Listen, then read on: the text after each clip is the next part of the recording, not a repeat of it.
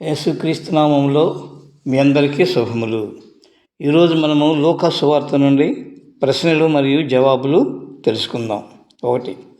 యేసుక్రీస్తు మరియు ఆయన శిష్యులు ప్రార్థించిన తరువాత ఆయనను తన శిష్యులలో ఒకడు ఏమి అడిగాడు? జవాబు: యేసుక్రీస్తు మరియు ఆయన శిష్యులు ప్రార్థించిన తరువాత ఆయన శిష్యులలో ఒకడు యేసుతో, ప్రభువా, యోహాను తన శిష్యులకు నేర్పినట్లుగా మాకును ప్రార్థన నేర్పమని అడిగాను. 2. యేసు శిష్యులు ప్రార్థన చేయటం నేర్పమనినప్పుడు యేసు వారికి ఏమి చెప్పాను? జవాబు: అందుకు యేసు, మీరు ప్రార్థన చేయనప్పుడు, తండ్రి, నీ నామం పరిశుద్ధపరచబడునుగాక, నీ రాజ్యం వచ్చునుగాక, మాకు కావలసిన అనుదిన ఆహారం దినదినము మాకు దయచేయము, మేము మాకచ్చి ఉన్న ప్రతి వారిని క్షమించుచున్నాము కనుక మా పాపములను క్షమించుము, మమ్మను శోధనలోనికి తేకుము అని పలుకుడని వారితో చెప్పాను. 3. యేసు తన శిష్యులకు చెప్పిన కథ ఏమిటి? జవాబు: యేసు తన శిష్యులకు ఒక స్నేహితుడు 3 రొట్టెలు కథ చెప్పాడు. 4. యేసు చెప్పిన కథలో ఒకడు తన స్నేహితుని దగ్గరకు వెళ్ళి ఏమి అడిగాడు?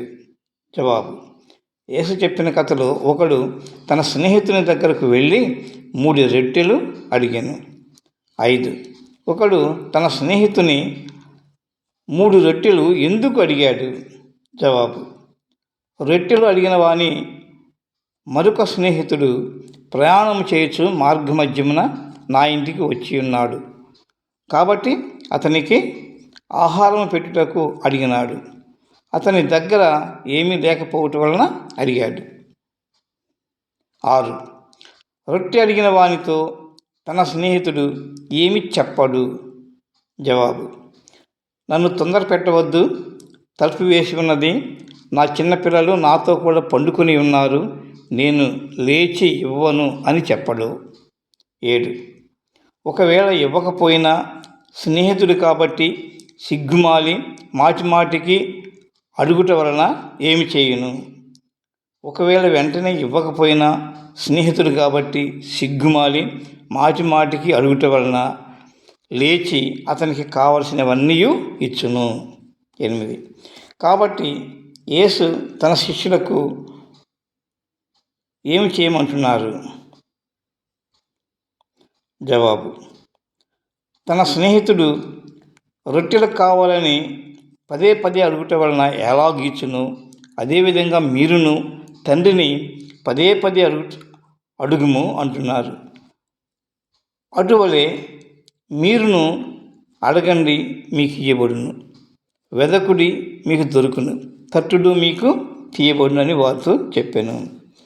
9. తండ్రి అయిన వాడు తన కుమారుడు చేపను అడిగితే ఏమి ఇవ్వడు?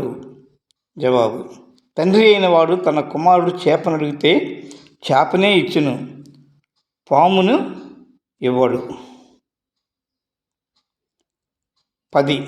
తండ్రి అయిన వాడు తన కుమారుడు గుడ్డు అడిగితే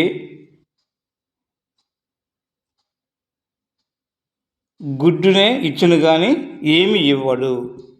తండ్రి అయిన వాడు తన కుమారుడు గుడ్డును అడిగితే గుడ్డునే ఇచ్చును కానీ పామును ఇవ్వడు. 11.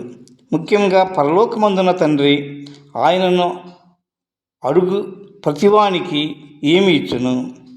ముఖ్యంగా పరలోకమందున్న తండ్రి ఆయనను అడుగు ప్రతివానికి పరిశుద్ధాత్మను ఎంతో నిశ్చయముగా అనుగ్రహించునని యేసు తన శిష్యులకు చెప్పాను.